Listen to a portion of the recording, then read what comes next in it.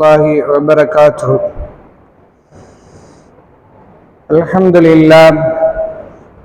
لله رب العالمين وعلى آله وصحبه والصلاة والسلام على رسوله الأمين وعلى آله وصحبه أجمعين ومن تبعهم بإحسان إلى يوم الدين. أما بعد. அளவில்லா அருளாளனும் இணையில்லா பேர் அன்புடையோனுமாகிய அல்லாஹ் ஜல்ல ஷானஹு தஆலாவின் திருநாமம் போற்றி புகழ்ந்து புனிதமிகு ரமலானின் அதிகமான நன்மைகளை எதிர்பார்த்து ஈமானோடு நாம் செய்திருக்கிற அனைத்து அமல்களையும் அல்லாஹ் ஏற்று இம்மையிலும் மறுமையிலும் அதற்குரிய நன்மைகளை வாரி வழங்கி அவனுடைய திருப்தியை நல்குவானாக என்று பிரார்த்தித்து இந்த உரையை துவங்குகிறேன். கண்ணியத்திற்குரிய எல்லாம் அல்ல அல்லாஹ் ஜல்ல ஷானஹு தஆலாவின் நல்லடியார்களே, திருமறை கூறும் யூதர்களின் வரலாறு என்ற தலைப்பை திருமறை குர்ஆனிலிருந்து நாம் அறிந்து வருகிறோம். அதில் அவர்கள் இறுதியாக யூத பாதிரிகளிடத்திலேயும் கிறிஸ்துவ பாதிரிகளிடத்திலேயும் சிக்கி சின்னாபின்னப்பட்டு போயிருந்த அந்த காலகட்டத்தில் அவர்களை மீட்பதற்கு வழியே இல்லாமல் இருந்த நேரத்தில்தான் 12 பாதிரிகள் அவர்களுக்கு மார்க்கத்தை சொல்வதற்கு எத்தனித்திருந்த காலம். அதில் அந்த 600 வருடங்கள் ஈசா நபியினுடைய உயர்த்துதலுக்கு பின்னால் சுமார் ஒரு 500 வருடங்கள் அவர்கள் பட்டப்பாடு பெரும்பாடு. ஆனால் அதற்கு நேர் மாறாக இறை மார்க்கத்தின்பால் திரும்புவதற்கு பதிலாக இறை கோபங்களை அடையக்கூடிய வழிகளை அவர்கள் நிறைய தேர்ந்தெடுத்து கொண்டார்கள். அதற்கு காரணம் அவர்களுடைய ஆலிம்கள் அவங்களுக்கு இல்லாத பொல்லாததை எல்லாம் சொல்லி ஊக்கப்படுத்தி உச்சபட்சமாக அவர்கள் தௌராத்தில் எல்லா பாவங்களையுமே தௌராத்தின் பெயராலேயே செய்ய ஆரம்பித்து விட்டார்கள். அதுக்கு உதாரணத்துக்கு அவங்க எப்படி வார்த்தை எடுப்பாங்க என்பதற்கு திருமறை குர்ஆன்ல ஒரு வரலாறு இருக்கு, நமக்கு சொல்லுகிறான் அல்லாஹ். உஸைர் அப்படின்னு சொல்றான். உஸைர்னா யாரு? அல்லாஹ்வுடைய பிள்ளை என்று யூதர்கள் சொன்னார்கள் அல்லாஹ் சொல்றான். ஆனா ஒரு கூட்டமே பலஸ்தீனில் இருக்கக்கூடிய அந்த சுவத்தை போய் தொட்டு கும்பிட்டு முட்டி முட்டி அழுதுட்டு வர்றாங்க. அவங்கள்ட்ட கேட்குறாங்க, உஸைர்னா யாரு தெரியுமா அப்படின்னு. யாருன்னு தெரியாதுன்ட்டான். அப்புறம் தான் எப்படா யாருன்னு தெரியாதுன்றான். ஆனா குர்ஆன்ல அல்லாஹ் சொல்றானே, நம்ம போய் பார்த்தா இந்த யூதர்கள் ஒரு தலைமுறை 2 தலைமுறைய எந்த விதமான சிந்தனைகளும் வரவிடாமல் ஒரே மோல்டாக வார்த்தெடுத்துறார்கள். ஒரு மோல்ட ஒன்று இதை விட்டா வேற எதுவுமே உனக்கு தெரியக்கூடாது என்ற அடிப்படையில் இப்படி வார்த்தெடுக்கிற இந்த சமூகம் முழுக்க முழுக்க பாவத்துல மூழ்கி போனதுனால என்ன செய்வது என்று தெரியாமல் விழித்து கொண்டிருந்த நல்ல பாதிரியார்களுக்கு ஒரே வழி திருமறை இந்த இறுதி மெசாயாவை நோக்கி வருவது. இதுல 2 வரலாற்று செய்திகள் நமக்கு கிடைக்கிறது. நபி ஸல்லல்லாஹு அலைஹி வஸல்லம் அவர்கள் சிறு வயசில் நபியாக ஆக்கப்படுவதற்கு முன்னால் ஷாமை நோக்கி பயணித்த ஒரு பயண செய்தி. இன்னொன்று நபி ஸல்லல்லாஹு அலைஹி வஸல்லம் ஹிரா குகையில் அமர்ந்து கொண்டு தவம் செய்த செய்தி. இந்த 2ல முதல் செய்தி நிறைய ஹதீஸ் கிதாபுகளில் வருகிறது. நபி ஸல்லல்லாஹு அலைஹி வஸல்லம் அவர்களை சிறு வயசில், வயசு வித்தியாசம் சொல்றாங்க, ஏஜ் இத்தனை வயசு தான், 12, 13, 14 அதுல வேறுபாடு சொல்றாங்க. ஆனால் 10 to 15 அந்த வயசில் வியாபார நிமித்தமாக ஷாமுக்கு அபு தாலிப் அழைத்து கொண்டு போகிறார். ஷாமுக்கு போகிற வழியில புஸ்ரா என்ற ஒரு ஊர்ல போய் தங்குறாங்க. தங்குனா அங்க ஒரு பாதிரி இருக்கிறார். அவருக்கு பேரு பஹீரா. அவருடைய உண்மையான பேர் ஜிர்சீஸ் என்ற ஒரு பேர். இவர் பெரும்பாலும் சர்ச்சை விட்டு வெளியே வரமாட்டார், ஆலயத்தை விட்டு வெளியில வர்றதே கிடையாது. முழுக்க முழுக்க ஆலயத்துக்குள் நின்று பிரார்த்தனை பண்ணுகிறதா இவருக்கு வேலை. இவர் என்ன பண்றாருன்னா, அன்னைக்கு வெளியில வந்து தேடுறாரு. தேடி மக்களை எல்லாம் அவசர அவசரமா விலைக்கு விட்டு ஓடி வந்து ரசூலாவை கை பார்க்கிறாரு. ரசூலாவை பிடிச்சிட்டு சொல்றாரு, ஹாதா சய்யதுல் ஆலமீன், இதோ உலகத்தின் தலைவர் வந்து விட்டார். வஹாதா ரசூலு ரப்பில் ஆலமீன், இதோ அகிலங்களின் இரட்சகனுடைய தூதர் வந்து விட்டார் என்று சத்தமிட்டு சொல்லுகிறார். அபு தாலிபும் குறைஷிகளும் அதிர்ந்து போய், இவர் நபியாக ரசூலாக போகிறார், உலகத்துக்கு தலைவராக போகிறார் என்ற அந்த அறிவு உங்களுக்கு எங்கிருந்து கிடைச்சது அப்படின்ற உடனே அவர் சொல்லுகிறார், நாங்கள் படித்திருக்கிறோம் இவரை பற்றி. என்ன, இவர் நடந்து வருகிற போது அந்த மலைக்கு பின்னால் ஒரு அதிசய நிகழ்வு நடந்து கொண்டிருந்தது, அதை நான் கவனித்தேன். என்னென்றால், மரங்களும் கற்களும் இவருக்கு பணிவதை நான் பார்த்தேன். மரங்களும் அதே போல கற்களும் உலகத்தில் இருக்கக்கூடிய எல்லாமே இவருக்கு பணிததை நான் பார்த்தேன். பார்த்துட்டு நான் அதான் சொல்றாரு, இது யாருக்கும் செய்யும் என்றால் நபியை தவிர வேறு யாருக்கும் இந்த மரங்களும் பறைகளும் பணியை செய்யாது. அதனால இவர் நபியாக இருக்கலாம், அதனால நீங்க என்ன வாங்க அப்படின்னு கூட்டு போய் விருந்து உபசாரம் பண்ணுகிறார். பண்ணிட்டு சொல்றாரு, இப்ப நீ எங்க போறீங்க? ஷாமுக்கு வியாபாரத்துக்கு போறோம். போக வேணாம், இவரை கூட்டிட்டு போகாதீங்க, இவரை திருப்பி அனுப்பிடுங்க. இன்னொன்னு சொல்கிறார் அவர், இவருடைய முத்திரை ஒன்று இருக்குது, ஹாத்தமன் நபியின் நபித்துவத்துடைய முத்திரை இருக்கிறது. முதுகுக்கு பின்னால் 2 தோல் புஜத்துக்கும் இடையில ஒரு ஆப்பிள் அளவு அல்லது பறவைகள் மண்ணை தோண்டி முட்டையிடும் பாருங்க பறவை, அந்த மாதிரி அந்த பறவையில் இருக்கக்கூடிய ஒரு முட்டையை போன்ற ஒரு முத்திரை அவருடைய முதுகுல இருக்கிறது. இவர் நபிதான் என்று ஊர்ஜிதப்படுத்தி நீங்க திருப்பி கொண்டு போயிருங்கன்றாங்க. ரசூலுல்லாஹ்வும் அபு தாலிப் என்ன பண்ணார், வியாபாரத்தை நிப்பாட்ட முடியாது, வேற சில பேர்களை எடுத்து இவரை திருப்பி மதீனா மக்காவுக்கு அனுப்பி விட்டார்கள். இது முதல் செய்தி. இப்ப தௌராத்து தான், தௌராத்தை உண்மையாக ஃபாலோ பண்ண யூத பாதை சொல்லிட்டு சொல்கிறார், இவருக்கு ஷாமுக்கு நீங்க அனுப்புனீங்கன்னா ரோமர்களும் யூதர்களும் இவரை உயிரோடு விட மாட்டார்கள்.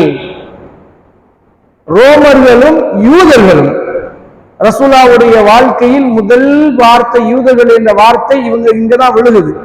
இவங்க தான் விட மாட்டாங்க, நீங்க கூட்டிட்டு போயிருக்கன்ட்டாங்க. சரின்னு இவங்களும் வந்துட்டாங்க. இப்ப அதுக்கு பின்னால இப்ப ஃபர்ஸ்ட் ரசூலுல்லாவுக்கு எதிரியாக யூதர்கள் வரப்போகிறார்கள் என்பதை ஒரு யூத பாதிரி தான் ஊர்ஜித பண்ணுகிறார்.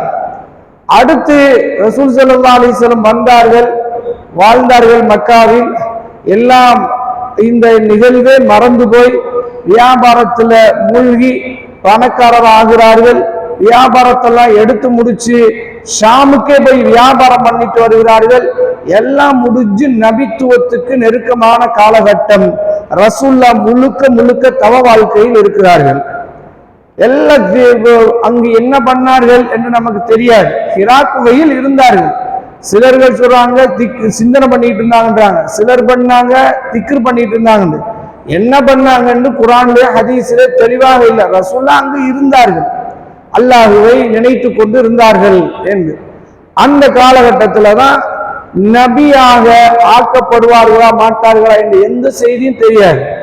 ஆனால் ஜிப்ரீலே ஜிப்ரீல் வருகிறார்கள், ரசூல் ஸல்லல்லாஹு அலைஹி வஸல்லத்தை சந்திக்கிறார்கள். இதே ரமலானுடைய 4 இரவாக அது இருக்கலாம். லைலத்துல் கத்ருல தான் வந்து சந்திச்சாங்க. வந்து சந்திச்ச பெரிய நீண்ட செய்தி. சந்திச்ச உடனே ரசூல் ஸல்லல்லாஹு அலைஹி வஸல்லம் அவர்கள் அந்த பதட்டத்துல நடுங்கி வேர்த்து விறுவிறுத்து போய் பதட்டப்பட்டு வீட்டுக்கு வந்து சேருகிறார்கள்.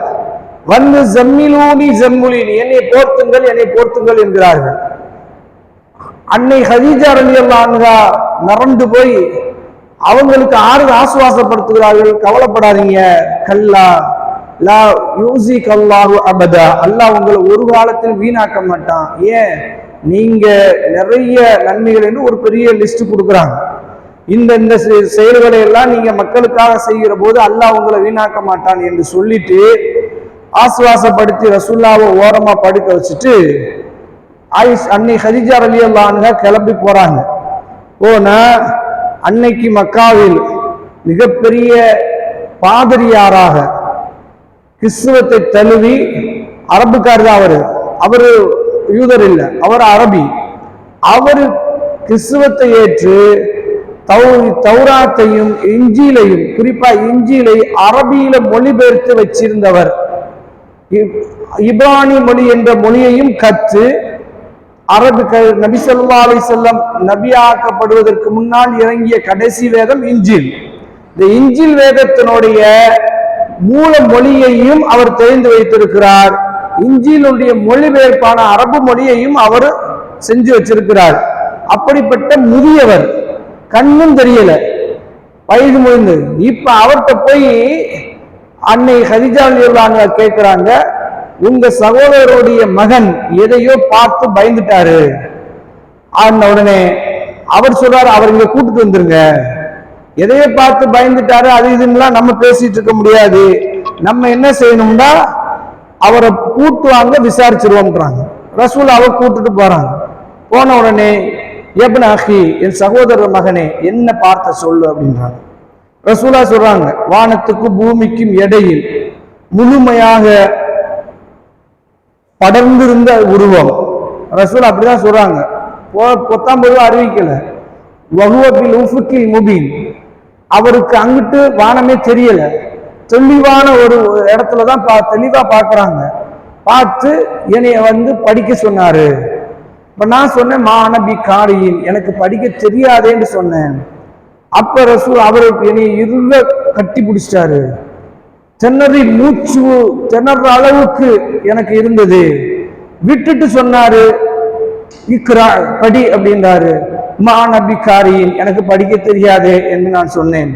மீண்டும் இதே மாதிரி நிகழ்வு 3 தடவை முடிஞ்சு 4வது தடவை தன்னுடைய உமிழ் நீரை எடுத்து வாயில வைத்து விட்டு இக்ரா என்றார்.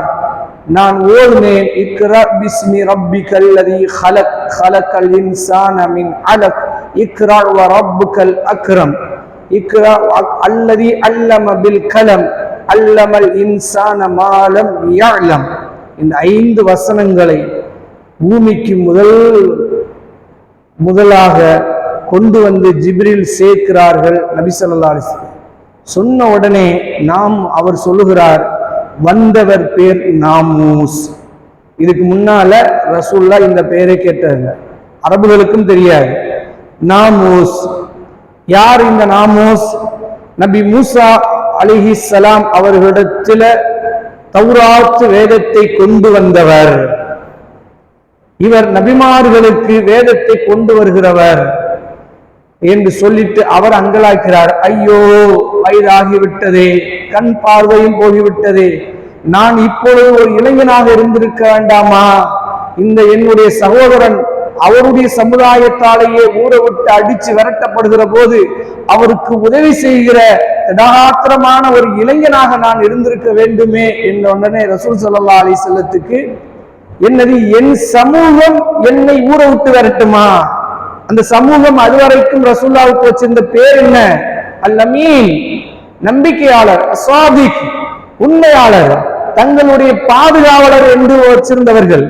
தங்களுடைய சொத்துக்களில் விலை மதிக்க முடியாத சொத்துக்கள் இருந்தால் அதை கொண்டு போய் முகமது நபி இடத்துல கொடுத்து, இதை நீங்க வச்சிருங்க, இதான் எங்களுக்கு பாதுகாப்பு, நீங்க தான் எங்களுக்கு பாதுகாப்பானவர் என்று பாதுகாப்பு வளையத்தினுடைய உச்சாணி வரம்பில் இருந்த பெருமானாரை ஊரை விட்டு விரட்டப்படுவோமா என்று ரசூலுல்லாவே நம்ப முடியல. என் சமூகம் என்னை ஊரை விட்டு விரட்டுமான உடனே தான் அந்த வரக்க ஒரு வார்த்தை யூஸ் பண்ணுகிறார். நபியாக ஆக்கப்பட்ட எவரையுமே அந்த சமூகம் ஊரை விட்டு விரட்டாமல் இருந்ததில்லை. இந்த வார்த்தை கவனிங்க. இந்த வார்த்தையை யாரு மென்ஷன் பண்ணுகிறார்? வரக்காதான் பண்ணுகிறார். யார் எதுல இருந்து பண்ணுகிறார்? தௌராத்திலையும் இன்ஜீலிலிருந்து பண்ணுகிறார். இவர் நபியாக ஆகிவிட்டார். ரசூல்லா தான் நபின்னு பிரகடனப்படுத்தல. அன்னை ஆயிஷாட்ட போய், அன்னை கதீஜாட்ட போய் நான் நபி ஆயிட்டேன்னு சொல்லல. வந்தவர் வானவர் நாமூஸ் என்பதும் தெரியாது, எதுவுமே தெரியாது. ஆனால் இது எல்லாத்தையும் சொல்லி உண்மைப்படுத்துவது யார் என்றால், தௌராத்தையும் இன்ஜீலையும் தூக்கி சுமந்து கொண்டிருந்த யூத கிறிஸ்தவ பாதிரிகள் தான் நபி ஸல்லல்லாஹு அலைஹி வஸல்லம் அவர்களை முதலாவதாக இவர் நபி என்பதை ஊர்ஜிதப்படுத்துகிறார்கள். ஏன் சொல்ற இது, ஏன் இன்னைக்கு மென்ஷன் பண்றோம்னா, இதை வச்சுக்கிட்டா தான் யூதர்கள் எப்படியெல்லாம் நயவஞ்சகத்தின் உச்ச வரம்பில் அல்லாஹ்வுக்கு எதிராக நிற்கிறார்கள் என்பதை உணர முடியும். அந்த சமூகம் தான் ஊர்ஜிதப்படுத்துச்சு, இந்த முகம்மது நபி, இவர்தான் இனி இறுதி தூதராக போகிறார், இனிமேல் இவரை விட்டால் வேறு வழியே கிடையாது என்பதை ஊர்ஜிதப்படுத்துகிறது. இப்ப இந்த செய்தி காட்டு தீயாக பரவுகிறது. கொஞ்சம் கொஞ்சமா பரவுது. பரவுனா இவங்களை பொறுத்த வரைக்கும், யாரு? குறைஷிகளை பொறுத்த வரைக்கும் அல்லாஹ்வை பற்றி தெரியும் அவர்களுக்கு, ஆனா முழுமையா தெரியாது. அல்லாஹ்வை பற்றி இப்ராஹிம் அலைஹிஸ்ஸலாம் மார்க்கத்தில் இருக்கிறோம் என்று சொல்லி அல்லாஹ்வை பற்றி ஓரளவு நம்பியிருந்தார்கள். மற்றபடி அவர்களுக்கு நமக்கு இன்னைக்கு வென்றிருக்கும்ல மலக்குமார்கள், வேதங்கள், மறுமை நாள், விதி, இது எதுலையுமே நம்பிக்கை கிடையாது. இது எந்த நம்பிக்கையும் அவருக்கு கிடையாது. அவர்கள்ட்ட இருந்த ஒரே நம்பிக்கை பல தெய்வ நம்பிக்கை வழிபாடு. இப்ப தூதர், அவருக்கு வேதம், அதன் அடிப்படையில தான் நிர்வாக கட்டமைப்பு அமைக்கப்பட போகிறது என்ற செய்தி எதுவுமே தெரியாத இருந்த யூதர்கள் விதுங்கி போகிறார்கள்.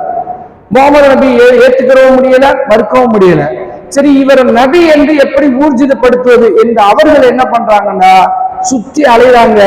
என்ன, அன்னைக்கு இந்த நபி வேதம், சட்டதிட்டங்கள் இதெல்லாம் கையில் வைத்திருந்த யூதர்கள்ட்ட ஓடுறாங்க. எங்க? எசிரிப்ல இருக்கிற யூதர்கள்ட்ட ஓடுறாங்க. இங்க மக்காவில் இல்ல, மக்காவில் இருந்தது கொஞ்சம் பேர், அக்கிராமத்திலையும் கொஞ்சம் பேர் இல்ல. ஆனால் நிறைய நிரம்பி வழிந்தது எங்கன்னா எசிரிப், மதீனாவை சுற்றி இருந்த யூதர்கள். யூதர்கள்ட்ட அந்த குறைஷிகள் ஓடி போய் கேட்கிறாங்க, இந்த மாதிரி எங்கள்ல ஒருத்தர் தன்னை நபி என்று பிரகடனப்படுத்துகிறார். உன்னை யூதர்களுக்கு தலை சுத்தி போச்சு. 600-500 வருஷ தவம் ஒண்ணும் இல்லாம போயிடுச்சு. எத்தனை வருஷம் எதிர்பார்ப்பு? 500,000 வருடங்களுடைய எதிர்பார்ப்பு. சாதாரண எதிர்பார்ப்பு இல்ல. அவர் வருவதற்காக வேண்டி எல்லா முழு ஏற்பாடும் இருந்தார்கள். என்ன ஏற்பாடோட? உலகத்தையே ஆள்வதற்கு இந்த ஒருத்தரை வைத்து பின்னாடி என்னென்ன உபகரணங்கள் தேவையோ அத்தனையும் தயார் பண்ணி வைத்திருந்த எஸ்ரிபினுடைய யூதர்கள் ஒரு பக்கம் செல்வத்தை குவித்து வைத்திருந்தார்கள், வீரர்களை குவித்து வைத்திருந்தார்கள், ஆயுதங்களை குவித்து வைத்திருந்தார்கள். ஒன்னொன்னா போடுவோம், எவ்வளவு எவ்வளவு ஆயுதங்களை எங்கெங்க பதுக்கி வச்சிருந்தாங்க என்பதெல்லாம் அடுத்து வரும். பெரும் ஆயுதங்களை பெருக்கி வைத்திருந்தார்கள், நிறைய வீரர்களை பெருக்கி வைத்திருந்தார்கள், செல்வத்தை அள்ளி வச்சிருந்தார்கள். பாதுகாப்பதற்கு கோட்டை கொத்தளங்களை சுற்றி கட்டி வச்சிருந்தார்கள். விவசாய பூமியில் பாதுகாக்கக்கூடிய பேரித்த மரங்களை அங்கங்க பெரிய அளவு உருவாக்கி 600-500 வருஷமாக ஒரு பெரிய திட்டத்தோடு காத்து கிடந்த யூதர்களுக்கு தலையில விழுந்த பேரிடியாக அல்லாஹ் இறக்கினான். தூதர், மக்காவில் ஒருத்தர் தன்னை தூதராக பிரகடனப்படுத்துகிறார். இதை எப்படி ஏற்று, இது உண்மையா பொய்யா? அதில் யார்? தன்னோடு விசுவாசம் பாராட்டுகிற குறைஷிகளே வந்து கேட்கிறார்கள். குறைஷிகள்கிட்ட ஒன்னு சொல்லி அனுப்புறாங்க, உண்மையிலேயே அவர் தூதரா இல்லையா என்பதற்கு தெரிந்துவிடும். 3 கேள்விகளை கேளுங்கள். 3 கேள்வி அவர்கிட்ட போய் கேளுங்க, அவர் நபியா இல்லையான்னு தெரிஞ்சிருக்கிறாங்க. என்ன கேள்வி? உலகம் முழுவதும் ஆண்ட ஒரு மன்னன் யார்? சில இளைஞர்களை பற்றி செய்தி என்ன? மூன்றாவது, கிழக்குக்கும் மேற்குக்கும் போன மன்னர், அவரை பற்றி கேட்கிறாங்க. இரண்டாவது, இந்த இளைஞர்களை பற்றி கேட்கிறாங்க. மூணாவது, இன்னொன்னு சொல்லி கேட்கிறாங்க, ரூஹை பற்றி. இந்த மூணையும் கேளுங்க. இந்த மூணுக்கும் ஒருத்தர் பதில் சொல்லிவிட்டால் அவர் நபிதான், நபிதான் கன்ஃபார்ம் பண்ணிடலாம் அப்படின்றாங்க. இப்ப மூணை பற்றி கேட்கிறதுக்கு எங்க போறது? ரசூல் ஸல்லல்லாஹு அலைஹி வஸல்லம் வந்து குறைஷிகள் கேட்கிறார்கள், கிழக்குக்கும் மேற்குக்குமாக ஆண்ட மன்னன் யார்? சில இளைஞர்களை பற்றி என்ன செய்தி என்று கேட்ட உடனே ரசூல் ஸல்லல்லாஹு அலைஹி வஸல்லம் அமைதி ஆகிவிட்டார்கள். என்ன தெரியாது ரசூலுல்லாஹ்வுக்கு, இப்படி ஒரு வரலாறு இருக்கிறதே ரசூலுல்லாஹ்வுக்கு தெரியாது. அவர்களுக்கு தெரிந்ததெல்லாம் வியாபாரம் தான். அதுவும் மிஞ்சி மிஞ்சி போனா அதிகபட்சமா அவர்கள் போயிருந்தது எங்கதான்? ஷாமுக்கு தான் போயிருந்தார்கள், சிரியாவுக்கு போயிருந்தார்கள், வேறு எங்கேயும் போனதும் கிடையாது. சரி, பெரிய கிதாப் எதையும் படித்து பெரிய நாலேஜ் உள்ளவர்களாக இருந்தார்களா? அது ஒன்றும் கிடையாது. எதையும் படிக்காத உம்மி நபி அவர்கள். எதையும் படிக்கவும் தெரியாது, எழுதவும் தெரியாது. அப்ப அறிந்து கொள்வதற்கு வழியும் இல்லை. ஆனால் கேள்வி வந்து விழுகிறது. இந்த மூணு கேள்விக்கு நபியை தவிர வேறு யாராலும் பதில் சொல்ல முடியாது என்ற செய்தி வருகிறது. அந்த செய்தியை ரசூல்லா பதில் சொல்லாம வெளிவிதி நிற்கிறார்கள். அல்லாஹு ரப்புல் ஆலமீனும் தாமதப்படுத்துகிறான். இவர் நபியா இல்லையா என்பதை அல்லாஹ் எப்படி ஊர்ஜிதப்படுத்தினான்? அதற்கு பின்னால் யூதர்கள் என்னவாக தங்களை மாற்ற ஆரம்பித்தார்கள் என்பதை திருமறை பேசுகிறது. இன்ஷா அல்லாஹ் அவைகளை அறிந்து இனிமேல் யூதர்களோடு நாம், குறிப்பாக நமது நபி ஸல்லல்லாஹு அலைஹி வஸல்லம் எவ்வாறு தங்களை தகவமைத்து கஷ்டப்பட்டார்கள் என்பதை ஒவ்வொரு செய்தியாக பார்க்கலாம். அல்லாஹ் அதற்குரிய தௌஃபீக்கை தந்து பேரல் புரிவானாக. வாஹிரு தஅவானா அல்ஹம்துலில்லாஹி ரப்பில் ஆலமீன். அஸ்ஸலாமு அலைக்கும்.